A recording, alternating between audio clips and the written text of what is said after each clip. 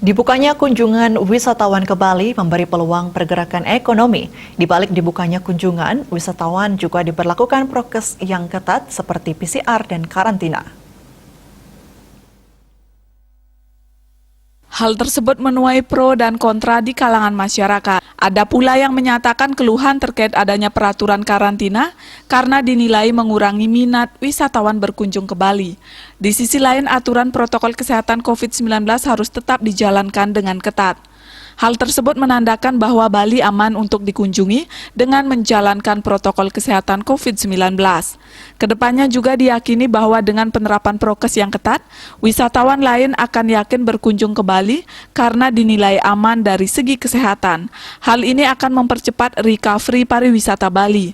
Hal tersebut diungkapkan oleh akademisi Undiknas yang juga praktisi bisnis keuangan Profesor Gede Sri Dharma. Sisi penurunan COVID atau pasien COVID sudah melandai, bahkan sudah mulai zona hijau dari orange nanti ke level 1, semoga saja. Ini menandakan bahwa Indonesia aman untuk dikunjungi, sehingga open border sudah dilakukan kemarin sejak tanggal 14 Oktober. Tetapi hati-hati juga dengan gelombang ketiga gitu kan, third wave itu, dan itu bisa menjadi lebih besar kalau kita nggak waspada.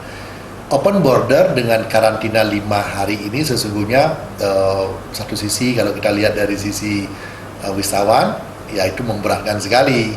Tapi satu sisi bagi negara yang memang harus wajib melindungi rakyatnya, pasti berpikirnya ini lebih dulu. Kalau sudah nanti sudah benar-benar hijau, mungkin hilang dengan sendirinya. Karena semua negara di dunia ini pun juga masih menerapkan 5 kali 24 jam. Itu sama 5 hari. Negara manapun di dunia ini sudah menjalankan. Justru negara lain akan bertanya kalau Indonesia tidak menerapkan seperti itu. Dengan adanya aturan karantina akan mampu membuat Bali menjadi zona hijau dengan lebih cepat. Andika, Bali TV.